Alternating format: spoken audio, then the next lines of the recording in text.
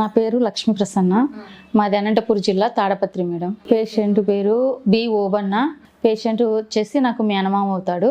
మేము ఇంతకుముందు హాస్పిటల్లో చూపించుకున్నాము. అక్కడికి వెళ్ళిన తర్వాత క్యాన్సర్ ఉందని కన్ఫర్మ్ చేశారు.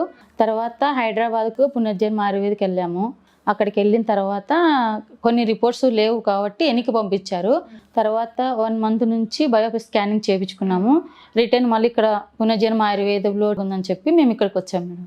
1 సంవత్సరం మేడం. అంటే వాయిస్ సరిగ్గా రావడం లేదని ప్రతి హాస్పిటల్కి వెళ్ళాం మేడం. అక్కడ ఆపరేషన్ చేపిల్ల కన్ఫర్మ్గా అన్నారు. ఆపరేషన్కు భయపడి మేము వద్దనుకొని ఇక్కడికి వచ్చాము. భోజనం అన్నీ బాగానే తింటాడు మేడం, అన్నీ బాగానే చేస్తాడు. కాకపోతే వాయిస్ ఒక్కటి రావడం లేదు. అంటే బాధగా ఉంది మేడం. కాకపోతే ఆపరేషన్ అంటే కొద్దిగా టెన్షన్, వాయిస్ రాదని చెప్పేశారు కన్ఫర్మ్గా. నేను ఇన్స్టాలో చూశాను, ఫేస్బుక్లో చూశాను, యూట్యూబ్ ఛానల్లో ప్రతిరోజు చూస్తూనే ఉంటాను మేడం. దాని ద్వారాగా మేము ఇంత దూరం వచ్చేసాం. అంటే డాక్టర్ అమ్మ మంచిగానే చెప్పింది, వాయిస్ అయితే బాగా వస్తుంది. ఒక 3 నెలల తర్వాత మీకు ఇంకా వాయిస్ బాగా వస్తే ఆపరేషన్ కానీ రేడియోథెరపీ కానీ చేయించుకోండి అని చెప్పింది. డ్రింక్స్ అవి ఏం లేవు, స్మోకింగ్ అయితే బాగా ఉంది. ఇంతకుముందు చెప్పినా కానీ చాలా తూర్లు వినలేదు.